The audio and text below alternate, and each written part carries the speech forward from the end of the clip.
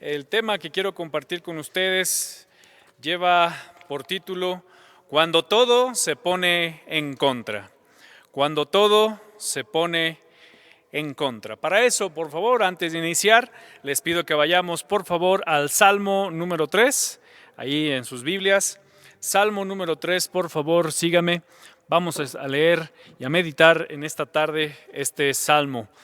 Salmo número 3. Doy un tiempo para que lo pueda encontrar, lo pueda buscar y así leerlo juntos ahí en casa. Salmo número 3. Permítame hacer esta lectura de este salmo. Salmo número 3 dice así: Oh Jehová, cuánto se han multiplicado mis adversarios, y muchos son los que se levantan contra mí, y muchos son los que dicen de mí, no hay para él salvación en Dios. Mas tú, Jehová, eres escudo alrededor de mí, mi gloria, el que levanta mi cabeza. Con mi voz clamé a Jehová y él me respondió desde su monte santo. Yo me acosté y dormí y desperté porque Jehová me sustentaba. No temeré a 10 millares de gente que pusieren sitio contra mí. Levántate, Jehová, sálvame, Dios mío, porque tú heriste a todos mis enemigos en la mejilla, los dientes de los perversos quebrantaste. La salvación es de Jehová, sobre tu pueblo sea tu bendición. Cuando todo se pone en contra, dice nuestra guía de estudio. Es un lindo día soleado, un gran avance para la ingeniería espacial. Estados Unidos se vestía de gala para poder realizar el lanzamiento del Apolo 13. Despegó el sábado 11 de abril de 1970 a las 14:13 hora local. Los astronautas Swigert, Lovell y Hayes estaban listos para esta gran misión. El Apolo 13 despegó a la hora prevista, 13:33 hora local, el 11 de abril de 1970. El lanzamiento había sido perfecto. Sin embargo, algo sucedió. El motor central de la segunda etapa se apagó 2 minutos antes de lo programado, lo que causó que los 4 cohetes restantes tuvieran que seguir encendidos 9 segundos más que lo planeado para poner al Apolo 13 en órbita. Tal vez para muchos estas cosas no son muy relevantes, pero bueno, para la NASA y para lo que es la ingeniería aeronáutica, pues es muy importante. Gene Kranz, el director de vuelo, preguntó a Lovell si esto interferiría gravemente en la misión. Y la respuesta que dijo el astronauta fue negativa. Todo iba bien, todo iba muy bien en el trayecto a la Luna y pasadas 55 horas y 46 minutos de la misión, la tripulación terminó una transmisión de televisión en vivo que duró 49 minutos y que mostraba la comodidad con la que se podía vivir en el espacio. 9 minutos después de haber terminado dicha transmisión, Swigert fue autorizado a agitar los tanques de oxígeno. Entonces, el tanque número 2 explotó, causando que el tanque número 1 fallara. Las células de combustible que proporcionaban electricidad, agua, oxígeno y luz fallaron mientras los astronautas se encontraban a 320,000 kilómetros de distancia de la Tierra. Ni como decimos aquí en México, ¿verdad? Ni cómo orillarnos a una gasolinera estando ahí arriba, porque no se podía, por supuesto. 2/3, estos kilómetros de 320,000 kilómetros de distancia de la Tierra, eran 2/3 del trayecto de la Luna. No había manera de regresar. La explosión dejó al descubierto un lado del módulo de servicio y una estela de los restos. Y de aquí en adelante surge lo peor. Y si ustedes investigan más sobre este tema, van a encontrar fotografías de los astronautas, lo que ellos vieron, este módulo, cómo estaba todo destruido. Imagínense estando en un lugar nuevo, en cierta manera, explorado en cada una de las... No pasa nada, todo bien, seguimos, accidentes normales. Imagínense en un lugar donde no había nada nuevo para el espacio, en la caminata lunar. Era algo complicado, era algo difícil. Y bueno, empezó lo peor. El astronauta John Swagger, después de observar una luz de advertencia acompañada de un estallido, fue quien exclamó la famosa frase, la conocemos: Houston, tenemos un problema. Que a veces lo usamos hasta de broma, ¿verdad? Houston, tenemos un problema. Aquí surgió esta frase. Bueno, una gran cantidad de luces de advertencia se encendieron en serie, indicando la pérdida de 2 de las 3 fuentes generadoras de energía. Las lecturas de los instrumentos señalaban que un tanque de oxígeno estaba completamente vacío y que el segundo se estaba vaciando. 13 minutos después de la explosión, Lovell observó a través de la ventana de la escotilla que estaba escapando un gas al exterior de la nave y que resultó ser oxígeno, evidencia segura de una catástrofe. Las baterías, todavía no acaba la historia, las baterías del módulo lunar, muy importantes, no tenían la suficiente capacidad como para proveer la energía requerida de una nave tan impresionante y pues de una ingeniería tan tremenda como lo es la aeronáutica, el estar en el espacio.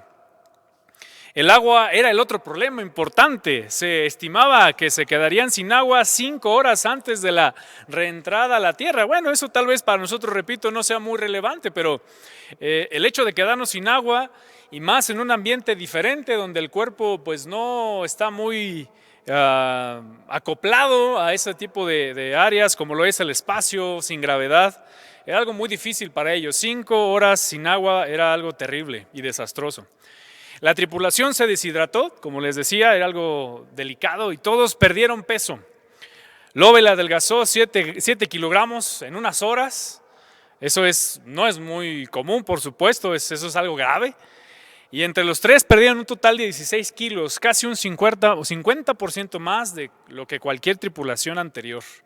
Las cosas malas siguen, miren, la eliminación del dióxido de carbono, que fue otro problema importante, que algo que nosotros pues sacamos de nuestro organismo, se empezó a llenar esa cabina de dióxido de carbono, veneno para nosotros, dice, los recipientes que contenían el hidróxido de litio, que era un material químico que eliminaba el dióxido de carbono de la cabina, pues ya no estaba. Las luces de advertencia del nivel de contaminación por CO2, dióxido de carbono, avisaron que se estaba llenando a niveles peligrosos.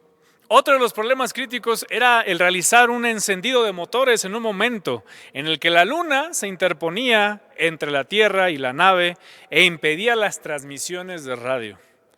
El viaje fue muy incómodo en conjunto por la falta de agua y alimentos. Y mire, la temperatura bajó hasta 3 grados bajo cero, tal vez sin protección, con solo su traje aeroespacial, debido a que se tuvieron que apagar los sistemas eléctricos, ya que la nave perdió una importante fuente de calor y se formó una condensación en todo el en todo el interior de la nave. Estaban como una nevera, en un congelador. Esto hacía que al dormir fuera prácticamente imposible. Y no solo eso, sino las paredes, piso, techo, instrumentos, arneses, cables, paneles de instrumentos, por la parte trasera también, prácticamente todo el interior estaba cubierto con gotas semicongeladas de agua. Y eso representa un problema porque ningún equipo eléctrico necesita tener agua o algo, estar congelado, eso podría generar un cortocircuito. De manera que había la posibilidad de un cortocircuito al momento de energizar, o sea, otra vez activar, echar a andar la nave. ¿Qué le parece este momento crítico? Y esa es la historia, es lo que en la historia podemos encontrar sobre este evento de Apolo 13. Pero podríamos preguntarnos entonces, ¿qué pasó? ¿Cuál fue el problema?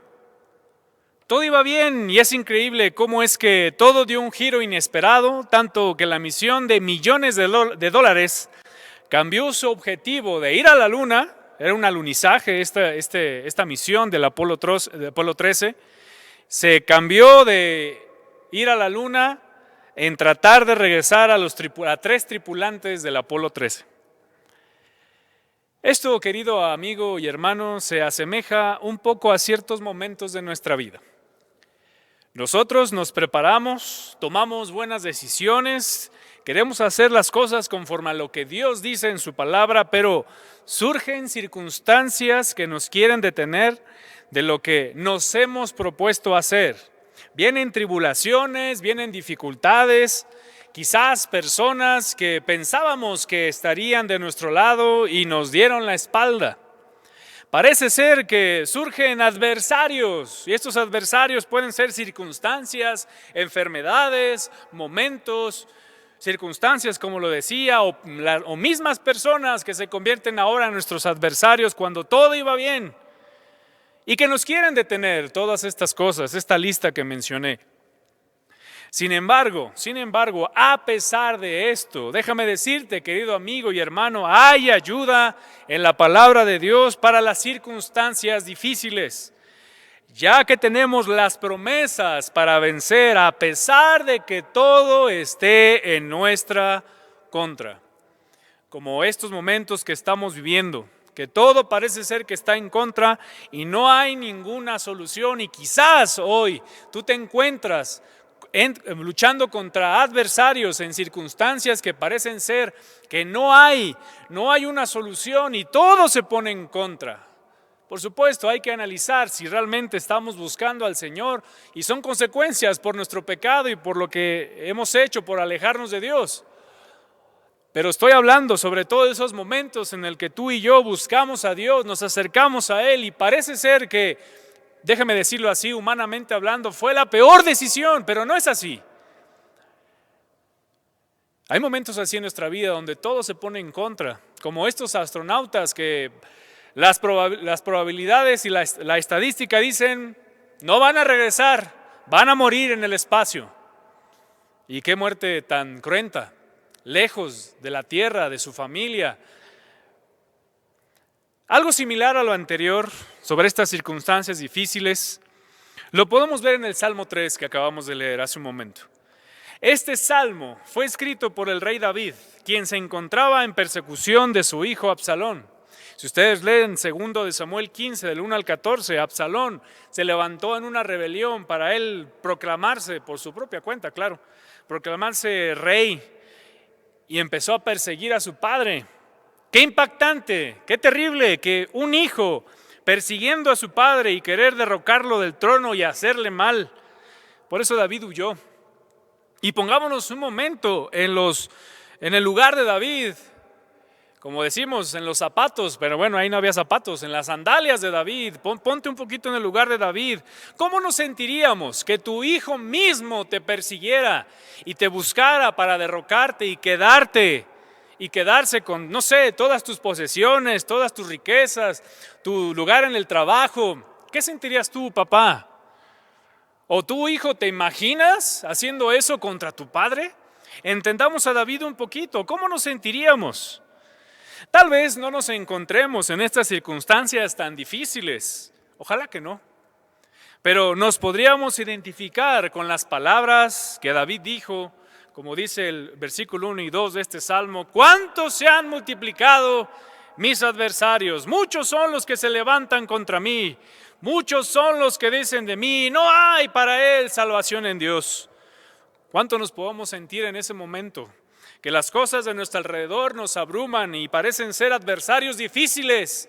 No tienen que ser personas, pero son adversarios como circunstancias, situaciones, enfermedades que vienen. David tuvo muchos adversarios y entre ellos fue su hijo, tristemente. Y nosotros, queridos amigos y hermanos, debemos entender que también tenemos adversarios. Tenemos adversarios, ¿y cuáles son? Por lo menos hay tres. Hay tres adversarios en nuestra vida y sobre todo para ti, querido hermano creyente. El primero es Satanás. Satanás es nuestro primer adversario. Como dice 1 de Juan 5:8, sed sobrios y velad, porque vuestro adversario, el diablo, como león rugiente, anda alrededor buscando a quien devorar. Satanás es un adversario que está queriéndonos acechar y atacar y viendo las debilidades, viendo esos momentos débiles de nuestro carácter, de nuestra mente, de nuestro corazón.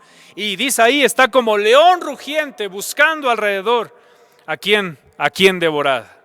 Él no está dormido, al contrario, es un adversario vivo, pero derrotado.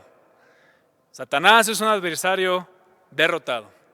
Pero hay otros adversarios más.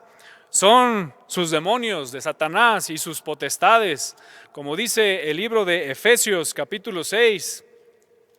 Si puedes seguirme, por supuesto, si no te los leo, dice Efesios 6:12, porque no tenemos lucha contra sangre y carne, sino contra principados, contra potestades, contra los gobernadores de las tinieblas de este siglo, contra huestes espirituales de maldad en las regiones celestes.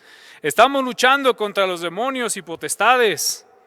El mundo en general, estamos siendo guerreros, queremos ser guerreros para luchar contra el mundo, Satanás y sus demonios y potestades. Y no se diga, querido amigo y hermano, tu carne. La carne, como dice Romanos capítulo 6, hay una lucha terrible en nuestro interior que se considera una lucha interna, por supuesto, que no nos deja obedecer al Señor, y allí está constantemente tratando de luchar y de jalarnos y de detenernos de hacer la voluntad de Dios, como dice Romanos capítulo 6, versículos 14 al 23. Después léalo con detenimiento, porque el pecado, dice así, no se enseñoreará de vosotros, pues no estás bajo la ley, sino bajo la gracia. ¿Qué pues? Pecaremos porque no estamos bajo la ley, sino bajo la gracia en ninguna manera. Y dice el 16, ¿no sabéis que si os sometéis a alguien como esclavos para obedecerle, sois esclavos de aquel a quien obedecéis? Sea del pecado para muerte o sea de la obediencia para justicia. Y como dice después Romanos capítulo 7, el versículo 15, porque lo que hago no lo entiendo, pues no hago lo que quiero, sino lo que aborrezco, eso hago. Y si lo que no quiero, esto hago, apruebo que la ley es buena. De manera que ya no soy yo quien hace aquello, sino el pecado que mora en mí. Y otro adversario más, como lo dije, es el mundo. El mundo es ese sistema mundanal que está bajo el dominio de Satanás, que nos mete ideas extrañas, raras sobre la vida, sobre Dios, sobre muchas ideologías extrañas como el secularismo, el racionalismo, el humanismo. Son adversarios y van a estar tocando siempre la puerta de tu mente y de tu corazón, de tu vida, de tu familia, de ti mismo. Es por eso, queridos amigos y hermanos, que en este salmo encontramos la ayuda para hacer frente a nuestros adversarios, a estos u otros que podamos tener, y hacer frente ante las circunstancias adversas de nuestra vida. Así que estudiemos brevemente este salmo, y lo que hoy quiero enseñarles es este primer punto que podemos aprender de este salmo. Primero, las características de mis adversarios. Las características de mis adversarios. Dice el versículo 1, oh Jehová, ¿cuántos se han multiplicado mis adversarios? Muchos son los que se levantan contra mí. Aquí la palabra adversario significa estrecho, alguien que nos pone en estrecho, un oponente. ¿Cómo son y qué hacen mis adversarios? Bueno, letra A, dice aquí este salmo que se han multiplicado, o sea, dice la palabra en hebreo, algo que va en aumento, algo que es innumerable, y los salmos nos hablan de este principio también, como los que vamos a ver el día de hoy. Está lleno de los salmos, especialmente lo que hoy quiero compartirles. El Salmo 25:15 dice así, se los leo: mis ojos están siempre hacia Jehová, porque Él sacará mis pies de la red. Y dice el 19, mira mis enemigos, cómo se han multiplicado y con odio violento me aborrecen. Los adversarios se han multiplicado y quizás tú estás luchando con muchas cosas. Y adversarios que no tienen que ser físicos, pero puede ser la depresión, puede ser la tristeza o, ¿por qué no?, la escasez económica. Pero letra B, también son muchos los adversarios en este mundo, querido amigo y hermano. Vamos a luchar con muchos adversarios, y siempre tendremos adversarios, y no es por desanimarte, sino más bien alertarte. Siempre vamos a tener adversarios, y de diferentes formas, tamaños, colores, de todos. Porque así dice este salmo. Hay muchos adversarios, muchos son mis adversarios. Y dice la letra C, ¿cómo son estos adversarios y qué hacen? Dice, se levantan contra mí. Levantar, que viene del griego, que significa un enemigo, pero un enemigo armado. Un enemigo que viene con, perdón la redundancia, con armas para atacarte e herirte en tu mente y en tu corazón. Nuestros adversarios se levantan con armas, y no necesariamente físicas, como les decía, sino armas como el pecado, el desánimo, el pasado. Ese es un adversario, que si no sabemos lidiar con él, estará tocando nuestra vida por siempre y la culpa nos invadirá y nos impedirá avanzar, porque es un grillete que tenemos atado, es un adversario. Como el desánimo, el pasado, nuestro mal carácter, la tristeza profunda o las tentaciones. Y no es contra nadie más, sino esos adversarios van contra ti. Y si tú permites que esos adversarios te dominen y te ganen, es probable que afecte tu vida y los que están a tu alrededor. Como dice el Salmo 59, 1 al 5. Líbrame de mis enemigos, oh Dios mío. Ponme a salvo de los que se levantan contra mí. Líbrame de los que cometen iniquidad y sálvame de hombres sanguinarios. Porque he aquí están acechando mi vida y se han juntado contra mí poderosos. No por falta mía, ahí está, miren, qué interesante, esa es la clave. No por falta mía, ni pecado mío, oh Jehová. Esos hay que ser sinceros en reconocer que muchos adversarios a veces nos los ganamos por nuestro pecado y nuestro alejamiento de Dios. Pero aquí el salmista está reconociendo sinceramente y con una integridad, no es por mí, Señor, no es por mi pecado. Dice el 4, sin delito mío corren y se aperciben. Despierta para venir a mí, para mi encuentro y mira. Y dice el 5, y tú, Jehová de los ejércitos, Dios de Israel, despierta para castigar a todas las naciones. No tengas misericordia de todos los que se rebelan con iniquidad. Hay enemigos que se levantan y que se están levantando. Pero letra D, ¿cómo son y qué hacen mis adversarios? Nos dicen que no hay para él o para nosotros salvación. Nos dicen que no hay salvación para nosotros, como dice el versículo 2. Muchos son los que dicen de mí, no hay para él salvación en Dios. De manera burlona, de manera hasta sarcástica, no hay para él salvación en Dios. En muchas ocasiones, queridos amigos y hermanos, en muchas ocasiones nuestros enemigos, adversarios lanzarán comentarios como, ¿dónde está tu Dios?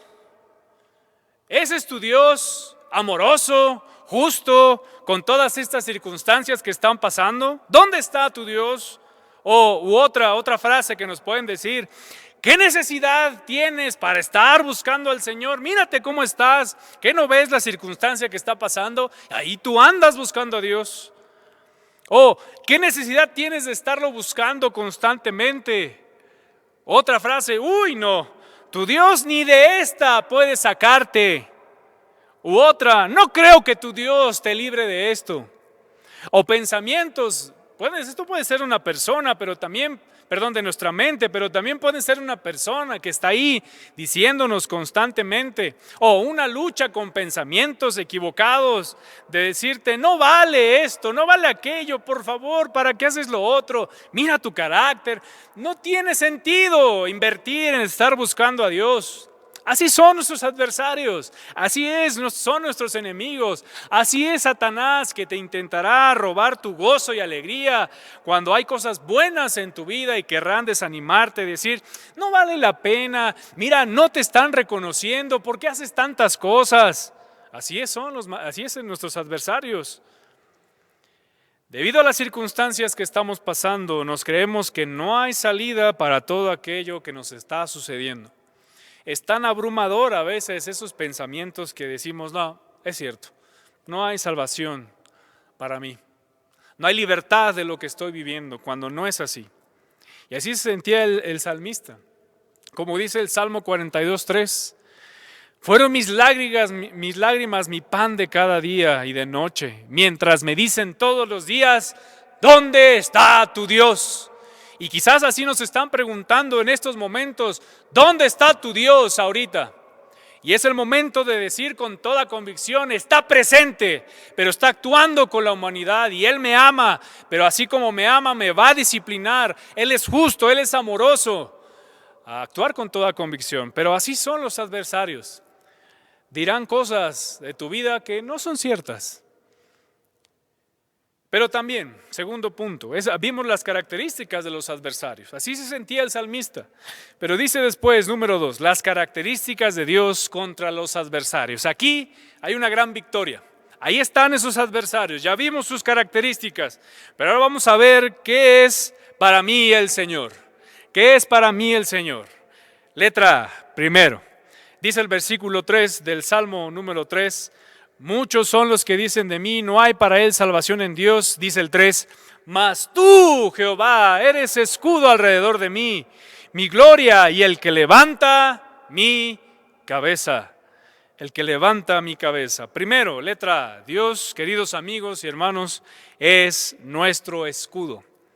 Es un escudo para mí y para ti, lo cual denota la ventaja de esa protección.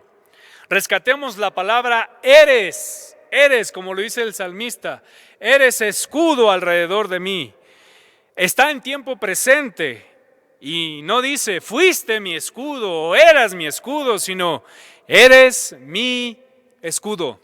Como dice el Salmo 5.2 allá adelante, dice, porque tú, oh Jehová, bendecirás al justo como con un escudo lo rodearás de tu favor. Y en tiempos bíblicos el escudo era vital para las batallas. Era hecho de un material resistente. Era un material necesario para ir a la batalla. Y los protegía de los dardos del maligno, de la nación contraria que quería invadir, atacar. Era muy importante. Eran escudos resistentes y que protegían la gran parte del cuerpo. Pero así era el escudo, así es el escudo de nuestro Dios.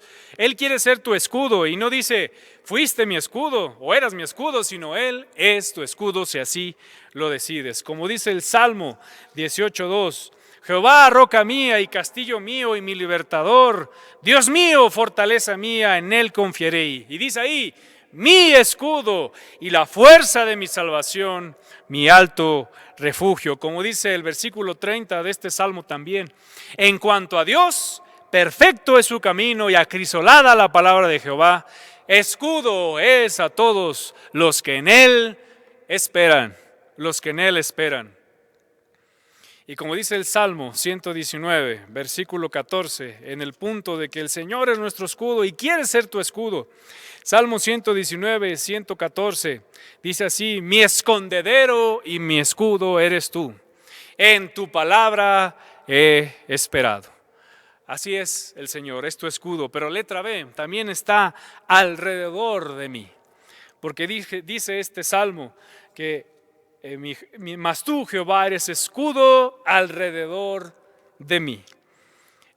Dios está alrededor de nosotros, está protegiéndome, está al pendiente, está cuidando que nada malo nos pase. Como dice el Salmo 34.7, se los leo. Salmo 34.7 dice, el ángel de Jehová acampa alrededor de los que le temen y los defiende.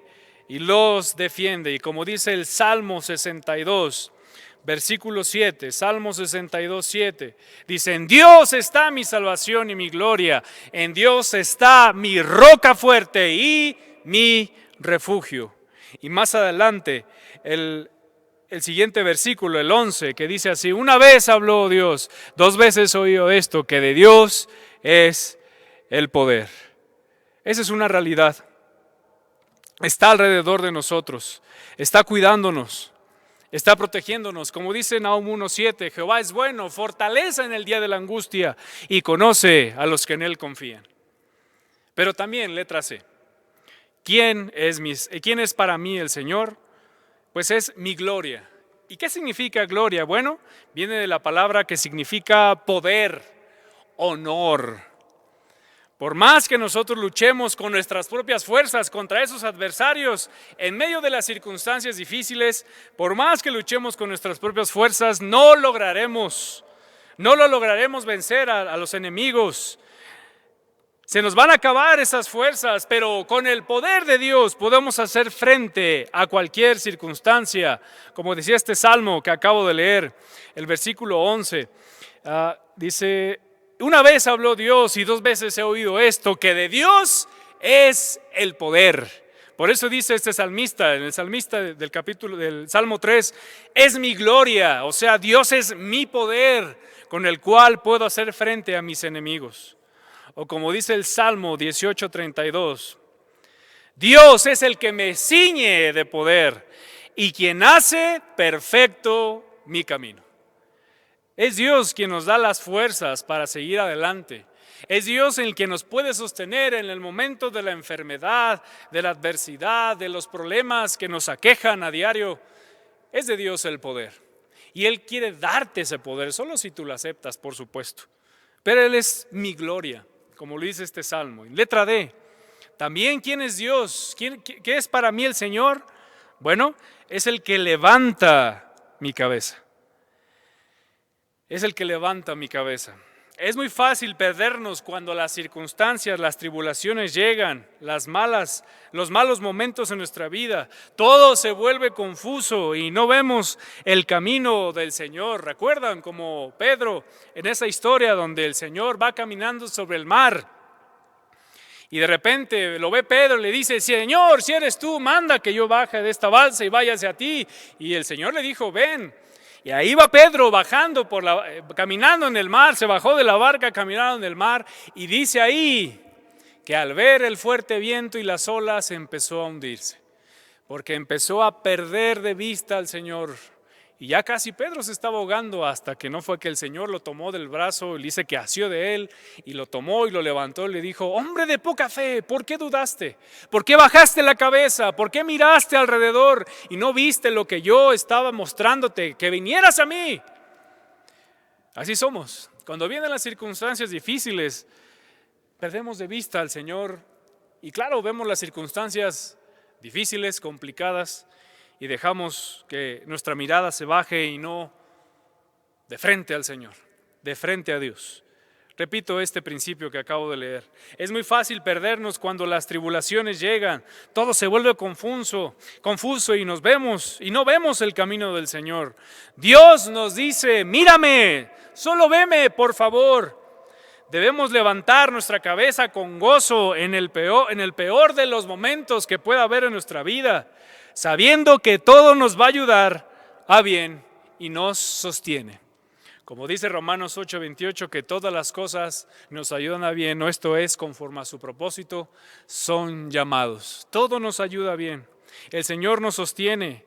Y es algo maravilloso esto, es un atributo precioso del Señor que nos sostiene. Como dice el Salmo 9:13, ten misericordia de mí, Jehová. Mira mi aflicción que padezco a causa de los que me aborrecen. Tú que me levantas de las puertas de la muerte. Tú que me levantas.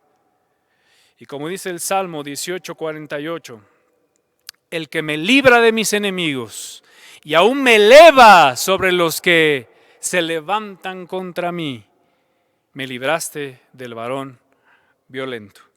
Y como dice el Salmo 145:14, hablando de que el Señor nos levanta y no quiere que estemos con la cabeza hacia abajo, perdidos en nuestras circunstancias, sino Él quiere ver que levantemos nuestra mirada, que cambie nuestra perspectiva, dejar de ver lo horizontal y ver lo vertical, observar lo vertical delante del Señor. Y dice el Salmo 145, versículo 14, sostiene Jehová a todos los que caen y levanta a todos los oprimidos. ¿Te sientes hoy cansado, triste, angustiado, afanado? El Señor puede levantarte. El Señor puede sacarte de esa circunstancia difícil, pero es algo que tú necesitas tomar y decidir, acercarte a Dios. Siguiente punto. Vimos cuáles eran las características de Dios contra los adversarios, pero está ahora Siguiente, número 3, la forma de enfrentarme a esos enemigos.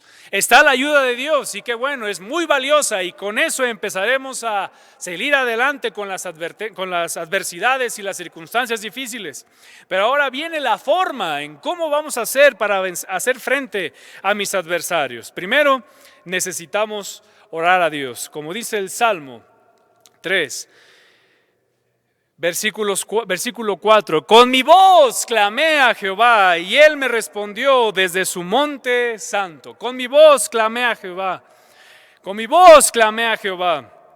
Orar a Dios, ya que Él me oye desde su monte santo. Y si tú eres un creyente verdadero en Cristo, tú y yo tenemos esa gran bendición de clamar a Dios y decir, Señor, ayúdame en esta circunstancia. Mira a mis adversarios, ve lo que están haciendo contra mí, ayúdame. ¿Qué es clamar? Clamar es gritar a Dios. Por eso, imagínate David clamando al Señor porque su hijo lo estaba persiguiendo. Y sin duda alguna él se arrodilló y clamó al Señor pidiéndole, Señor, ayúdame. Ahorita no lo puedo hacer ni lo voy a hacer, pero así es clamar. Como alguien tiene un accidente. Como en una ocasión, yendo a una misión hace mucho tiempo, hubo un accidente. Y la gente clamaba, los que estaban dentro de ese vehículo y clamaba por ayuda. Lo que hicimos fue orillarnos y empezarlos a sacar. Hace mucho tiempo, yo era un joven de 15 años, 14, 16 años, hace mucho tiempo. Y la gente clamaba y gritaba, ¡ayuda, ayuda! Así necesitamos clamar a Dios, orar a Dios. Como dice Jeremías 33:3, clama a mí y yo te responderé y te mostraré cosas grandes y ocultas que tú no conoces. O Hebreos 4:16, que dice, acerquémonos pues confiadamente al trono de la gracia. Ese acercamiento cercano, sincero, real, personal con el Señor y orar a Dios. En estos momentos donde estás siendo atacado por tus adversarios, ¿estás orando a Dios? Pero no solo eso, querido amigo y hermano, necesitamos también descansar en Dios, ya que Él me sustenta. ¿Cuántos de nosotros en plena madrugada se levanta y nos levantamos y no podemos dormir debido a tan grande tribulación que estamos cargando? No descansamos, estamos tensos y preocupados. Cuando Dios nos dice, descansa en mí, porque dice el versículo 5 de este salmo, yo me acosté y dormí y desperté porque Jehová me sustentaba. A pesar de que David estaba siendo perseguido por su propio hijo, él pudo conciliar el sueño. Hay algunos que de plano no les cuesta trabajo, ¿verdad? El conciliar el sueño y se duermen y ya.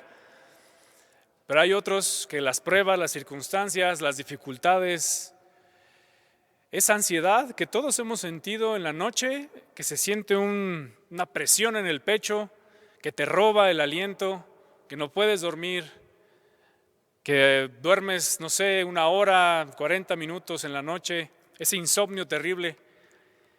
Pero para hacer frente a nuestros adversarios necesitamos descansar en el Señor, como dice el Salmo 4:8, en paz me acostaré y asimismo dormiré, porque solo tú, Jehová, me haces vivir confiado. Y esto no es ser negligente o descuidado y decir, pues que el mundo ruede y que hagan lo que digan. No estoy diciendo eso, sino es dejar esas circunstancias de las manos de Dios y poder descansar. Ese es el impacto hasta emocional, hasta nuestro estilo de dormir. Podemos descansar en el Señor. O como dice el Salmo 37:17, dice así, porque los brazos de los impíos serán quebrantados, mas el que sostiene a los justos es Jehová. El que sostiene, el que ayuda, el que mantiene. Y dice después el versículo 24, cuando el hombre cayere no quedará postrado, porque Jehová sostiene su mano. Y ese sostén y esa ayuda nos permite descansar en Dios. Y ahí están todos los demás salmos. El Salmo 55:25, echa sobre Jehová tu carga y Él te sustentará, no dejará para siempre caído al justo. O el mismo Jesús cuando dijo, venid a mí todos los que estáis trabajados y cargados, y yo os haré descansar. El Señor te puede dar ese descanso si tú lo permites.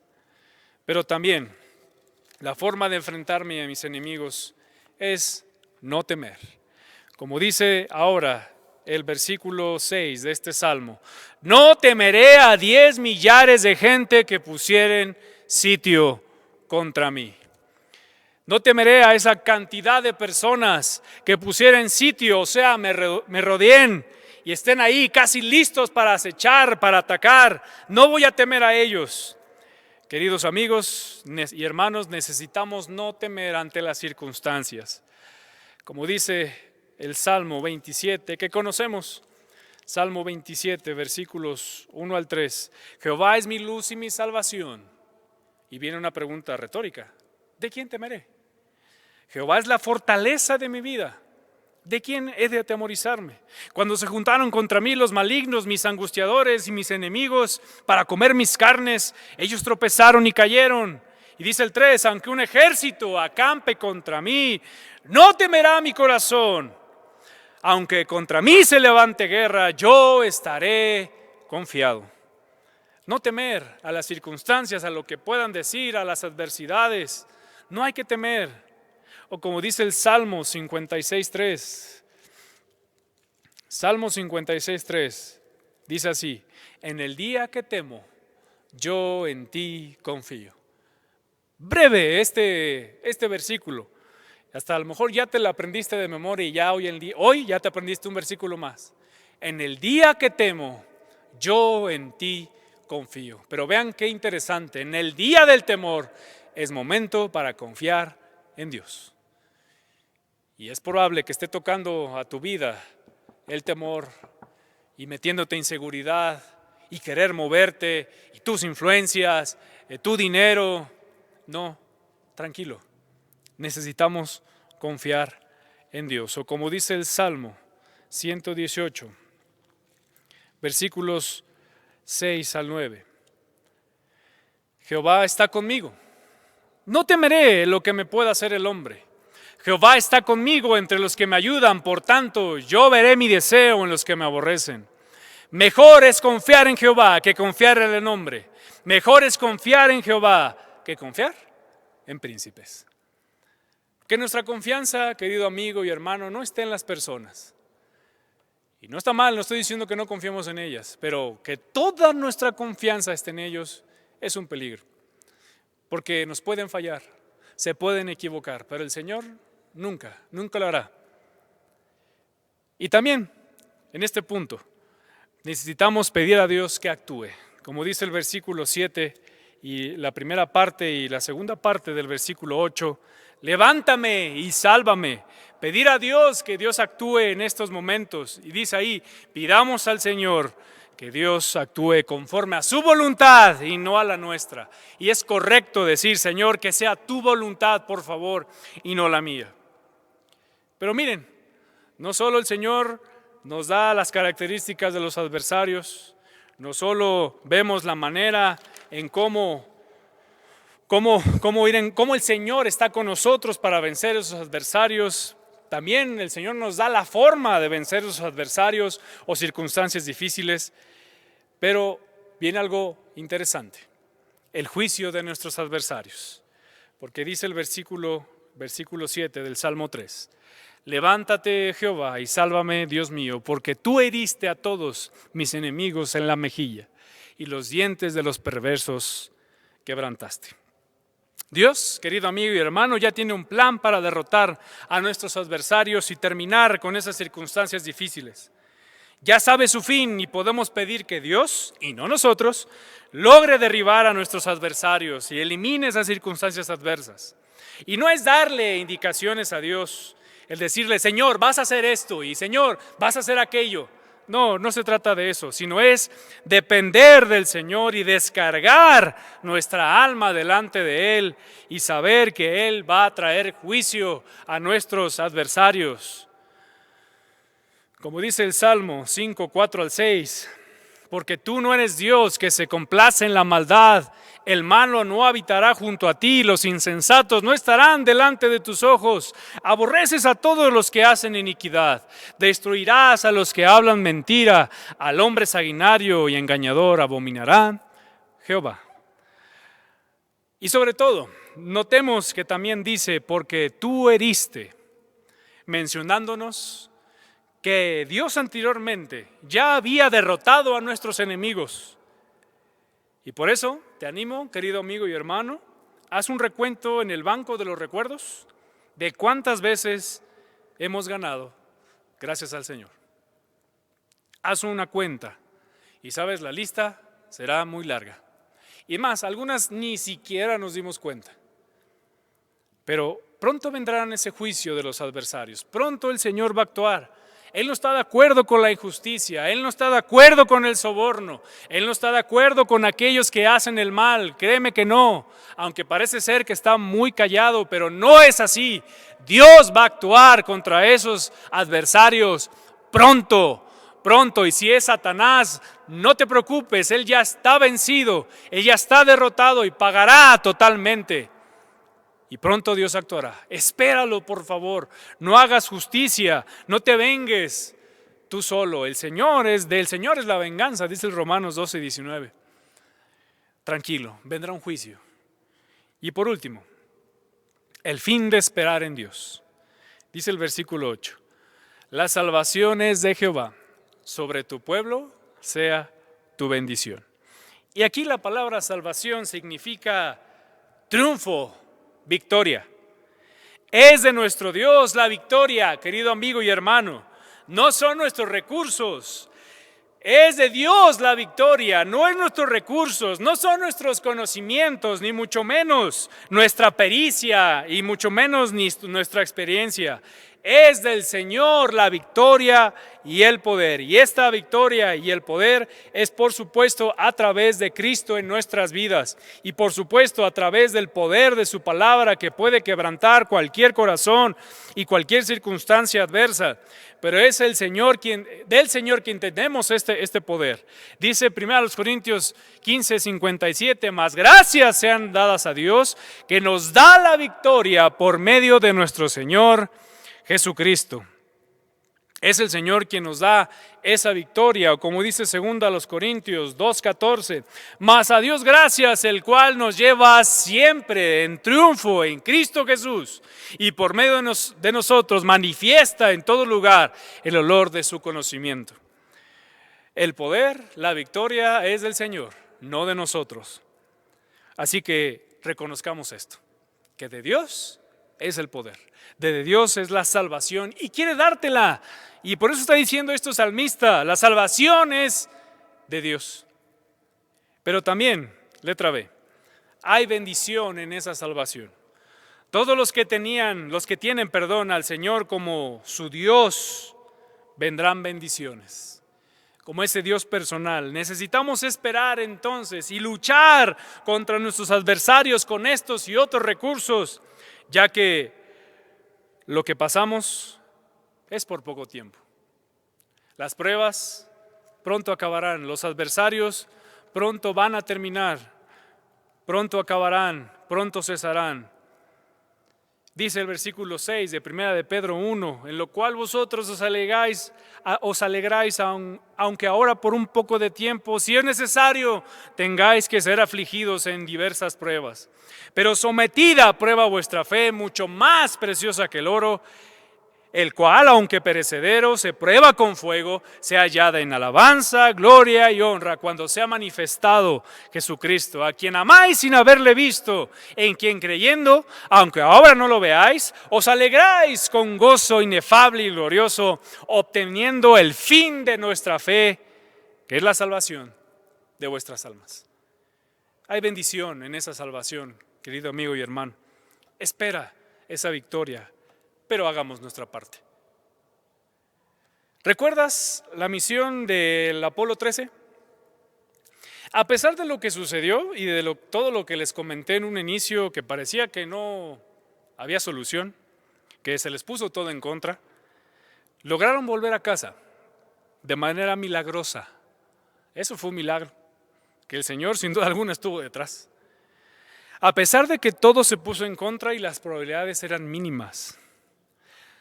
Tal vez los encargados de la misión de Apolo 13 dijeron, no hay para ellos salvación. Ya, los perdimos. Sin embargo, lo imposible se logró. El rango de movimiento para seguir la trayectoria de regreso a la Tierra era del grosor de una hoja de papel. Me explico. El trayecto a seguir, como si fuera una carretera, que uno tiene espacio para moverse, para rebasar, para dirigirse. Esta nave, según los matemáticos y los que hicieron este estudio, era el grosor de una hoja de papel. Era imposible, imposible. Pero gracias a la pericia de estos astronautas, gracias a la pericia de los técnicos, sin duda alguna gracias a la mano de Dios, como una experiencia de que Dios existe y es real, lograron llegar a casa.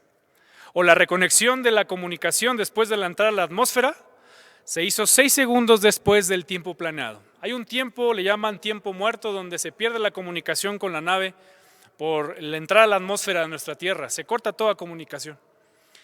Y hay un tiempo de espera.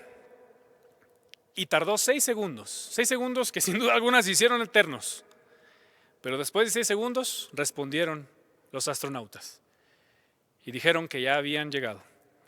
El amerizaje se hizo con éxito el 17 de abril de 1970 en el Océano Pacífico a las 18:07 o a las 1807. Se logró, a pesar de las adversidades, a pesar de que todo lo tienen en contra. Así que meditemos. ¿Cuáles son tus adversarios? ¿Con qué estás luchando constantemente? ¿Qué está peleando contra ti? ¿Confías en que Dios es realmente tu escudo? ¿Tu gloria, el que levanta tu cabeza? ¿Estamos esperando en Dios o luchando con nuestras propias fuerzas, recursos, pericia, inteligencia? Ojalá que no. ¿Te estás dejando derrotar por tus adversarios cuando el Señor ya nos ha dado los pasos para vencerlos?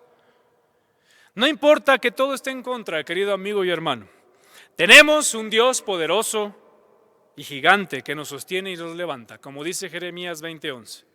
Mas Jehová está conmigo como poderoso gigante. Por tanto, los que me persiguen tropezarán y no prevalecerán. Serán avergonzados en gran manera, porque no prosperarán. Tendrán perpetua confusión que jamás será olvidada. Dios está de nuestro lado en los momentos difíciles y en las adversidades. ¿Estás confiando en esto? A pesar de que todo esté en contra. Vamos a orar y así terminamos el día de hoy.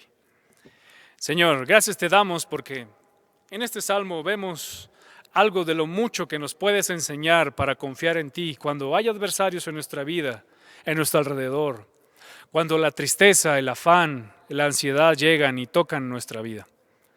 Quiero pedirte, por favor, que nos des victoria en todas aquellas circunstancias que están fuera de nuestro control. Circunstancias, Señor, que no nos ganamos por nuestras consecuencias, por nuestro pecado. Y aún así, Señor, si son consecuencias que trajeron el pecado y nuestra desobediencia, Señor, ayúdanos, que podamos arrepentirnos sinceramente. Gracias, Padre, porque tú eres nuestra gloria. Porque tú nos levantas, porque tú nos sostienes, porque tú nos guardas a todo aquel que quiere. Gracias por ser nuestro escudo, Señor. Gracias, Señor, porque podemos ir a ti confiando en que no temeremos a las 10 millares de gentes que pusieran sitio contra nosotros, Señor, porque tú estás con nosotros, porque tuyo es el poder, porque tuya es la gloria. Ayúdanos a recordar esto cuando vengan las circunstancias adversas. Ayúdanos a meditar realmente nuestra vida y ayúdanos, Señor, a confiar en ti. En tus manos nos ponemos. Gracias te damos. Bendice a mis hermanos, a aquellos que estén escuchando, por favor, esta enseñanza. Y gracias porque lo que nos has mostrado el día de hoy. En tus manos nos ponemos y pido todo esto en el nombre precioso de Cristo. Amén.